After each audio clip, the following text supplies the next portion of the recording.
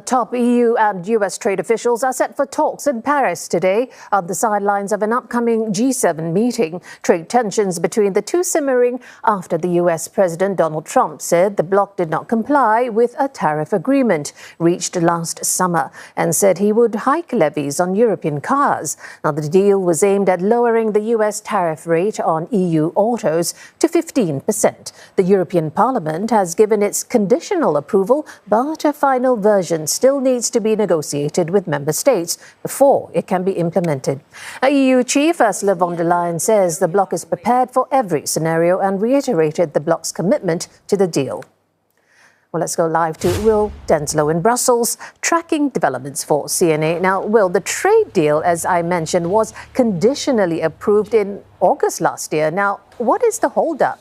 And any idea when the EU officials will get round to adjusting these tariffs on the ground?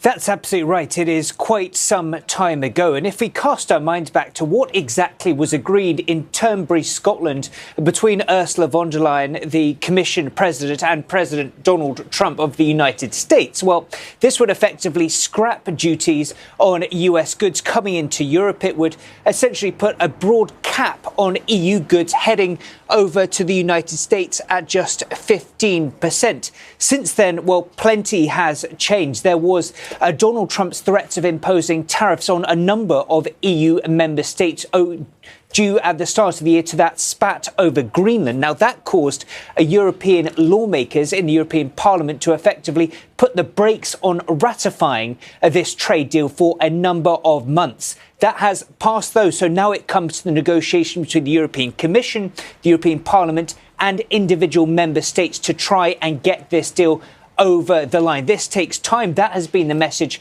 from the European Commission, including Ursula von der Leyen. The implementation is on track and the US needs to stay patient. But of course, there are these huge threats now from President Trump when it comes to these auto tariffs. So real questions about whether this will cause more trepidation from EU lawmakers. They're set to all convene on Wednesday here in Brussels. So that will be another core topic of discussion, as of course will be the updates from Maroš Šefčovič, the EU's trade commissioner, during his meeting with his US counterpart in Paris that you mentioned.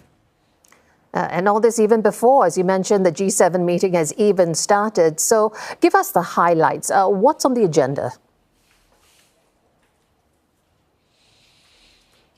When it comes to the gathering of G7 finance ministers, we are not expecting for these trade disputes between European allies and the US to really prominently feature. We do expect key conversation about the impact that the war in Iran is having on the global economy, things like energy prices.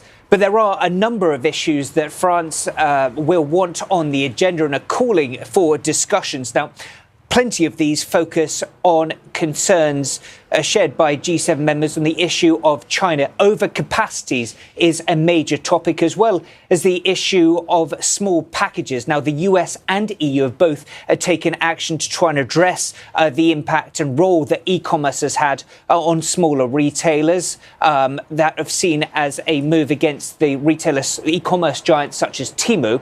We also can expect issues such as economic security, the supply of critical raw materials to feature prominently during these conversations in Paris. And of course, concerns when it comes to the G7, when it comes to the role that the World Trade Organization is currently playing, especially amid these trade disputes that members of the G7 are having at the moment with Beijing. Thanks, Will. Will Denselow there reporting live for CNA from Brussels.